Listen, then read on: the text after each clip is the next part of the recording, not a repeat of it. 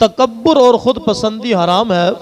हुजूर के ग़ुलाम हज़रत सोबान रज़ी अल्लाह ताला अन्हु आप रिवायत करते हैं, नबी पाक सल्लल्लाहु ताला अलैहि वसल्लम आपने इरशाद फरमाया, जो रूह जिस्म से जुदा हुई अगर वो 3 चीज़ों से पाक है तो वो जन्नत में दाखिल होगी।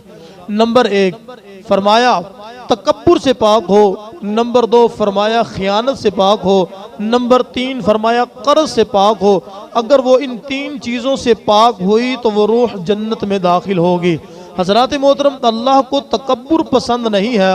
अल्लाह ताला कुरान मजीद में इरशाद फरमा रहा है, वला तमशी फिल अर्दि मरहा, और ज़मीन में अकड़ कर मत चलो और ज़मीन पर गुरूर और तकब्बुर के साथ मत चलो।